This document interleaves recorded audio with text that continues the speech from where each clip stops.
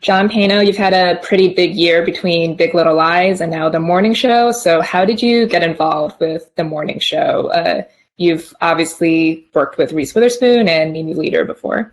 Yeah, Michael Ellenberg, the executive producer, emailed me and said, I'm doing this show about morning talk shows. And I always try to find something that I've never done before. It always makes it interesting. I love finding about, researching and finding about these new cultures or subcultures within, each story's world. So the idea of doing a morning talk show set was really interesting because we've all grown up with them, and they've changed a lot from the 50s and 60s and 70s and 80s. So I was like, that sounds very interesting.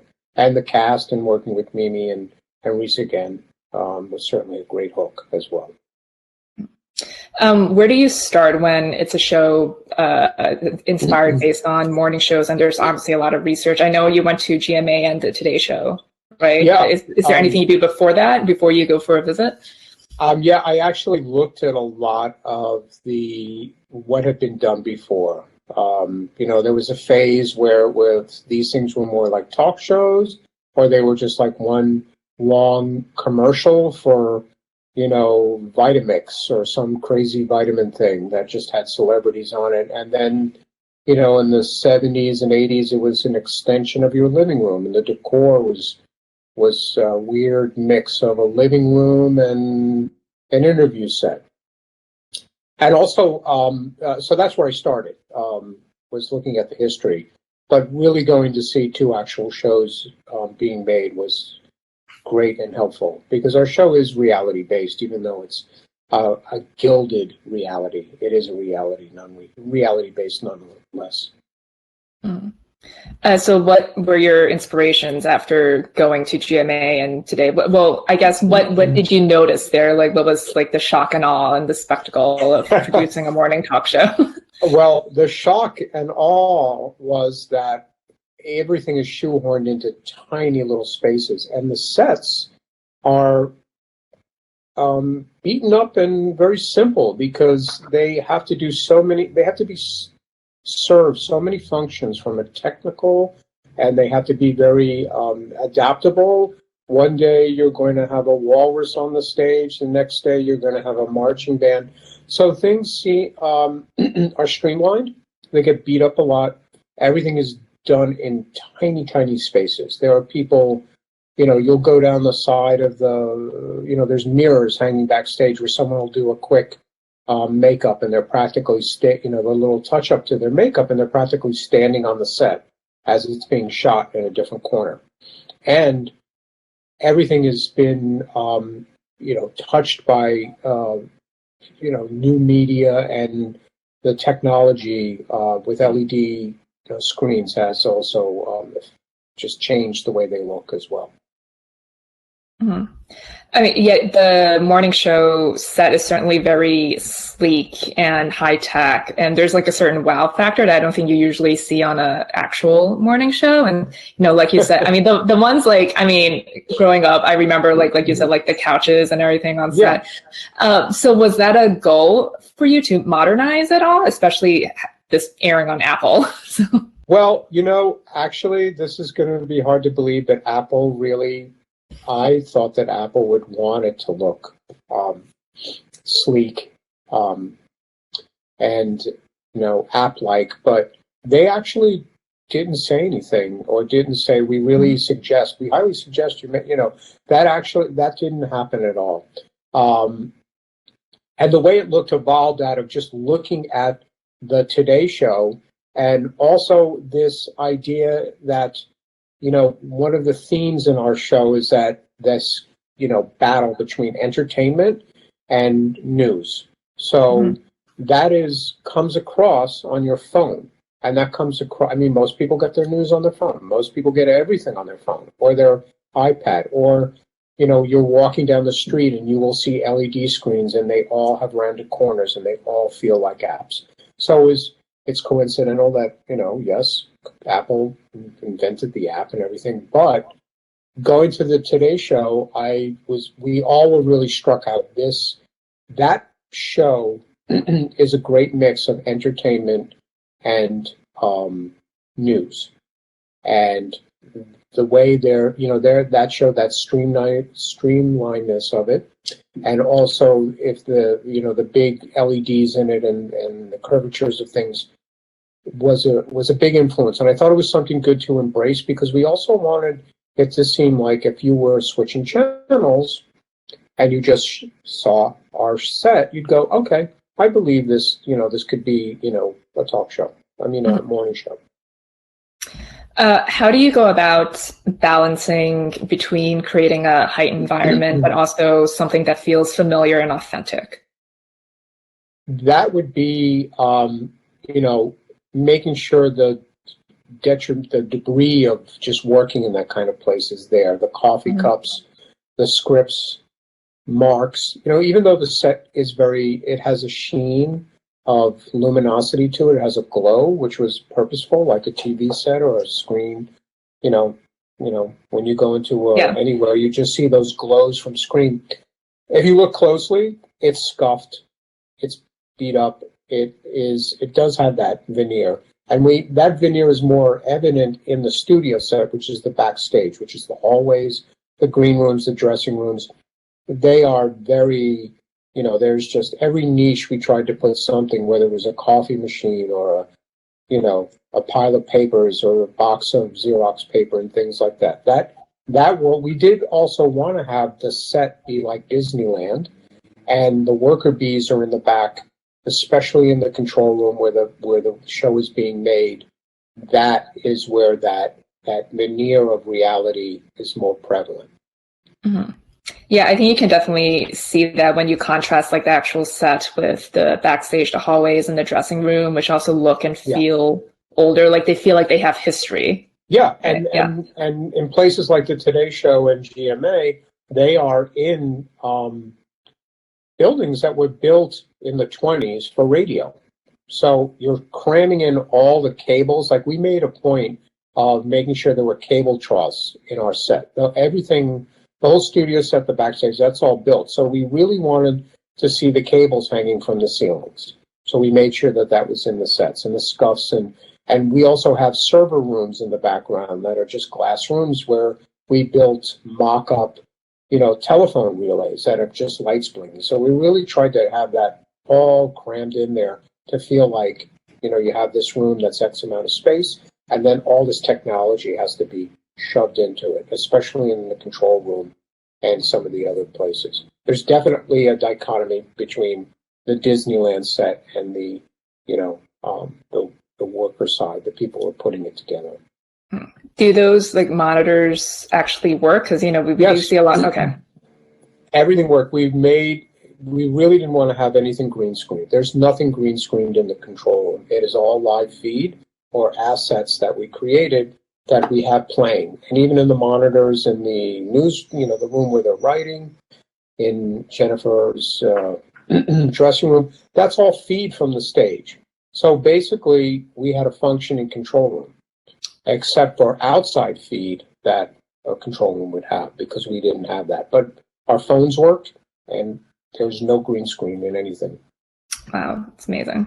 Well, back to the Disneyland set for a second. I'm really struck by their desk, because it's very small. And I think usually on these shows, like, they're wider and people sit further apart, but like they're very close next to each other. And it's see-through. So what was your inspiration for that? The inspiration was it started off, it's a morning show, coffee. We thought maybe we'd make it to resemble a coffee cup a little bit, or a teacup.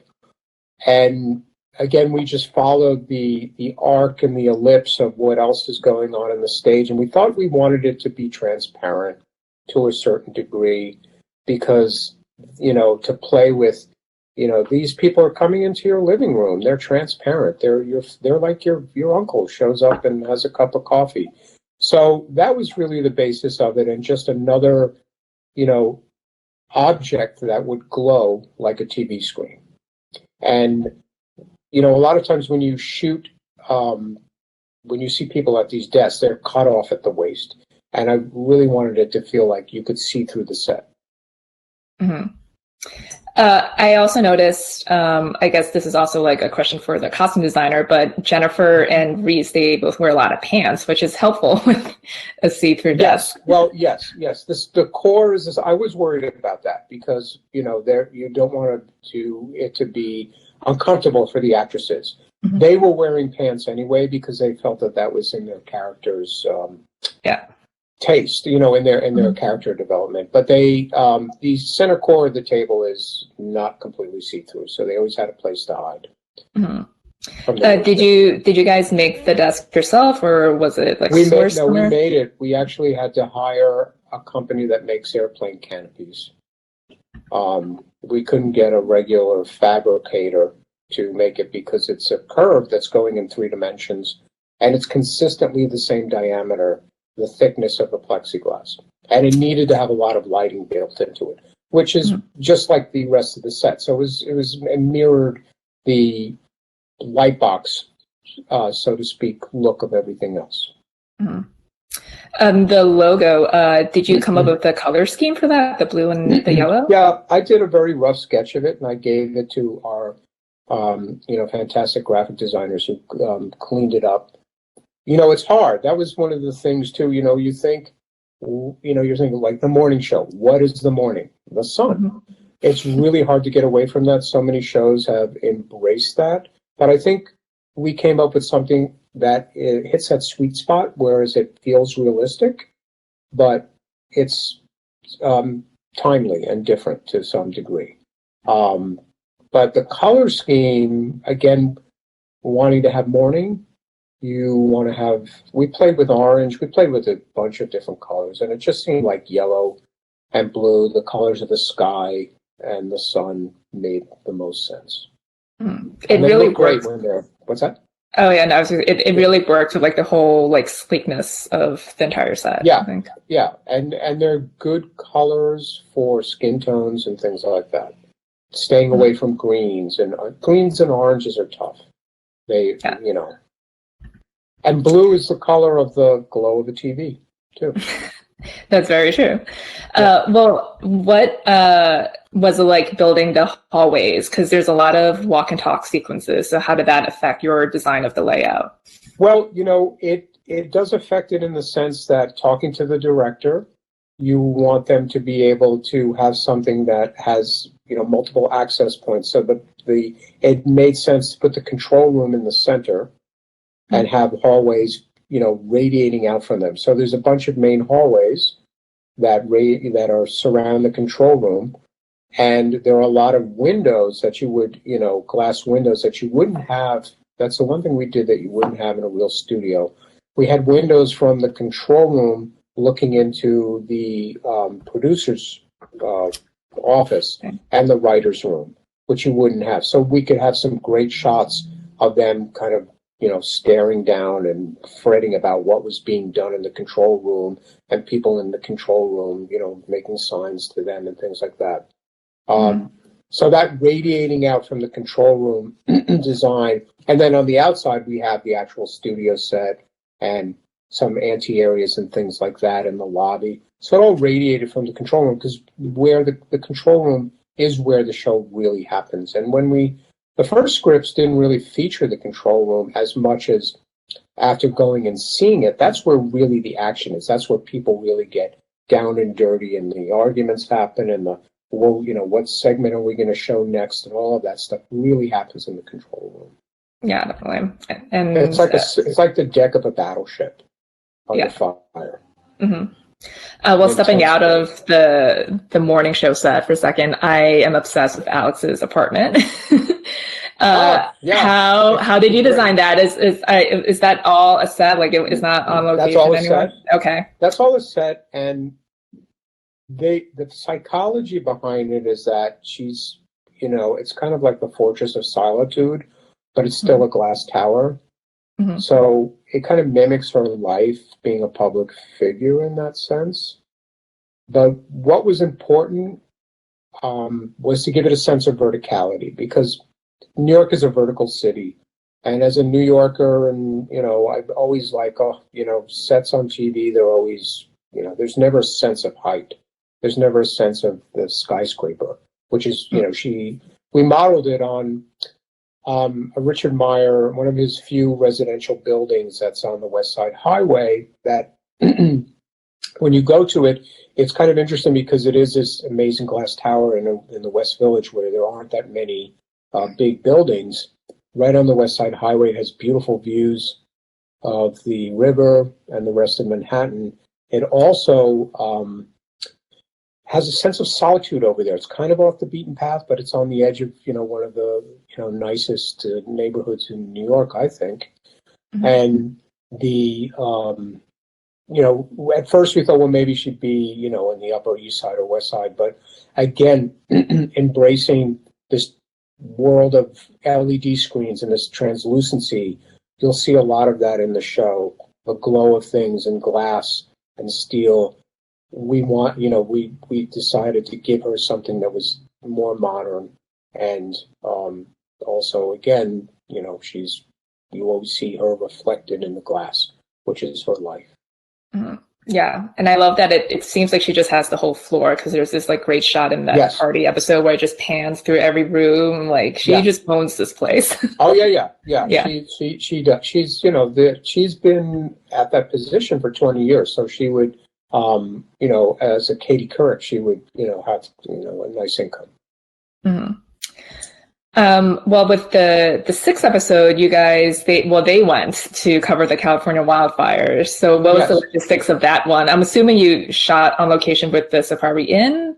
So we did shoot in some areas in the outside of Los Angeles and Calabasas and areas like that had been affected by the fire, but we were very good about making sure that they were in places that, no one had been hurt, and they were, just raw areas that had been burned.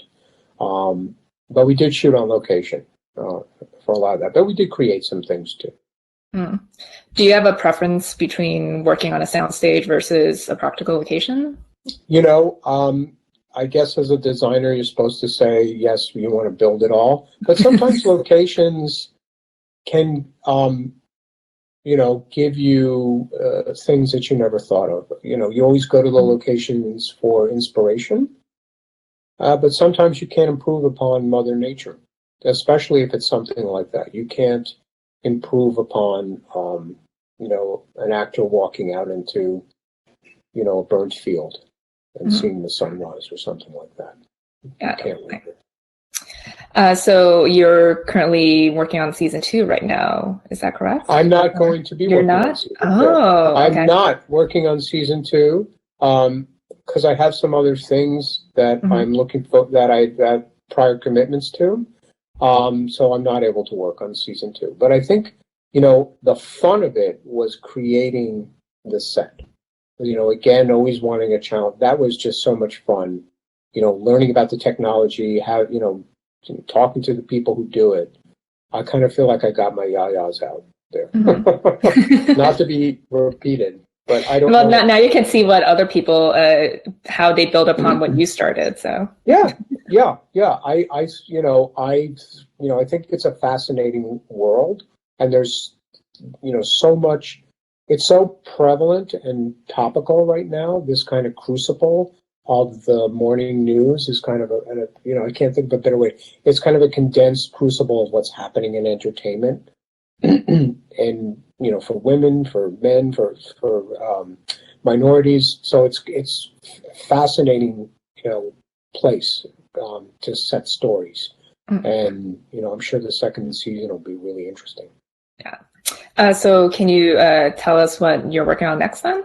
Yeah, I'm working on a thriller that takes place in the White House. Oh, okay. Which is fun because, again, I've never built the White House, so now we're building the White House. So it's great because, again, it's a new world to explore and figure out, a slightly different way of looking at it. Mm-hmm. You can build your own West Wing now, so put your own spin on it. Yeah, we're making our own West Wing, which is a little bit more like a labyrinth, which plays into the theme of our show, which is it's a thriller set in the White House where a crime has occurred, and Like a procedural, you're trying to walk a maze and figure things out. And so we are adjusting our White House to feel like that. Awesome. All right, John. Well, that's all I have. Thank you so much for Thank taking you the so time to much. speak with us. I love the sets. Yeah. So. Oh, thank you so much. It's really nice. It's nice of you to say so. And it was a pleasure talking to you.